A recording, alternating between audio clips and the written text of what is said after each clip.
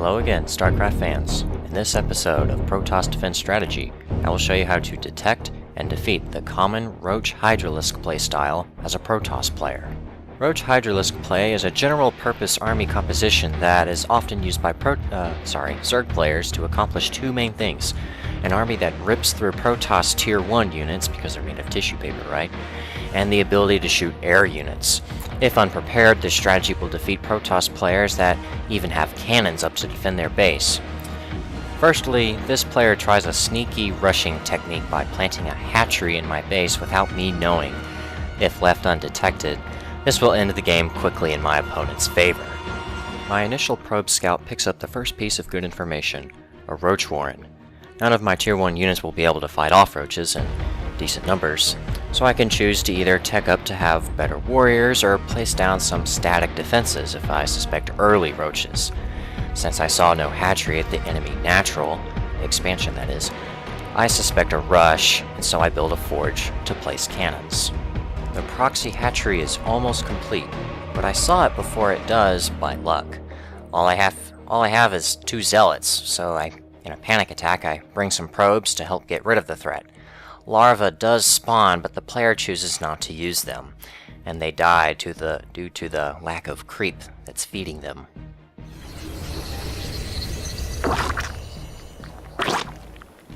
Now that I have some sentries and some defenses in place, it's probably safe to expand now. I predict that since his rush failed, he is behind on economy and probably already expanded to his natural, which he has. Building an expansion of my own will put me at a greater edge. Placing a pylon will allow me to put cannons up on this new front.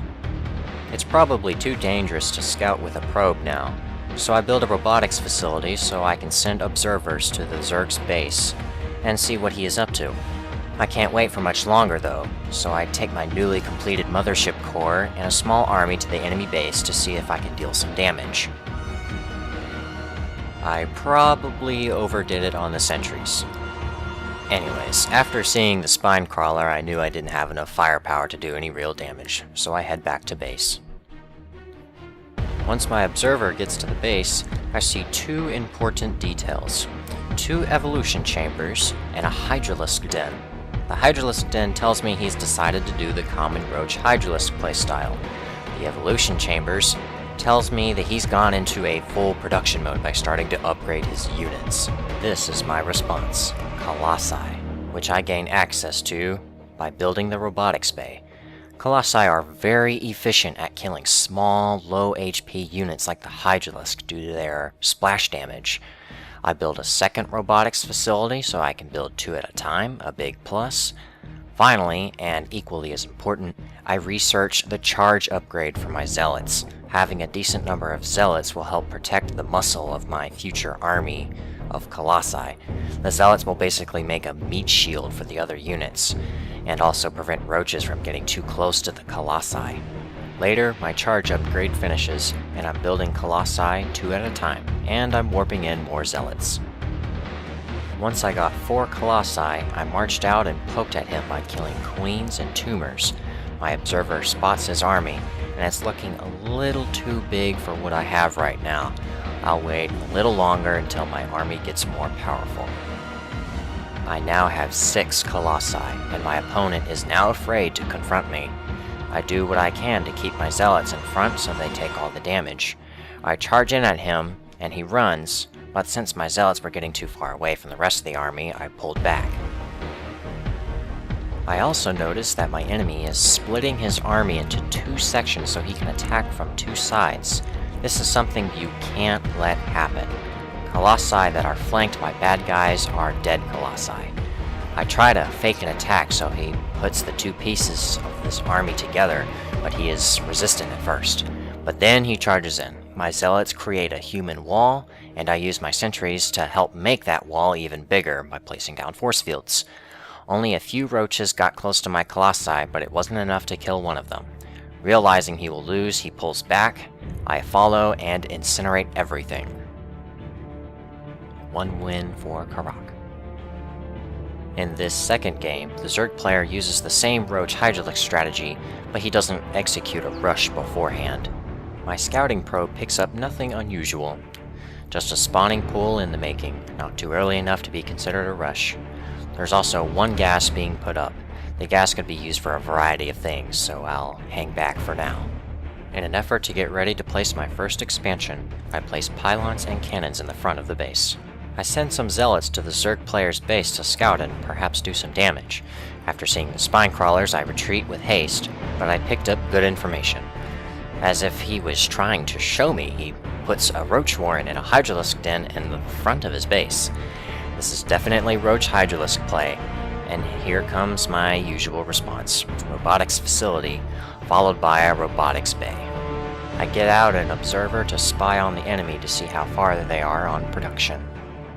At this time, he has a decent amount of units right now. I'm surely not ready to attack him yet. Back at base, I make a second robotics facility, but I do make a little bit of a mistake.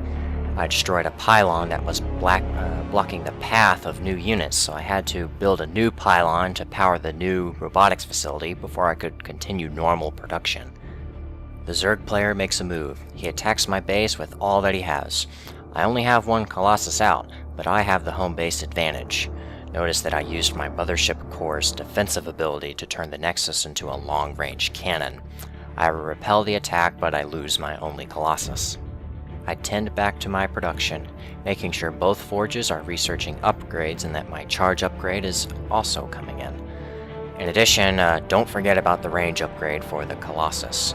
This helps keep them from taking any damage. Once my army gains strength, I snipe some tumors and spine crawlers with the Colossi.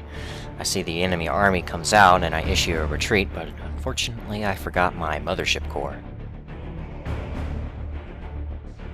I keep building more Colossi and warping in more zealots to ready for his big move, and here it comes. He attacks my second expansion, and that is a bad idea. Upon seeing my army, he begins to retreat, but it takes him a moment to realize that only half of his army is escaping because I trapped so many of them between zealots and force fields. He tries to come back to finish the fight, but his brothers are already dead. Once more, he makes a run for the base, but I chase him. In a panic, he sets up spine crawlers, but they can't set up in time to do any damage. The remainder of his army is incinerated, and the white flag is drawn. Rather, he calls me overpowered and then says GG. Perhaps next time you shouldn't show me what you're building. Of course, there's always more than one way to combat Roach Hydralisk play, so feel free to try my style or experiment on your own. If you want to analyze either of these games yourself, go to these links and download the replay file.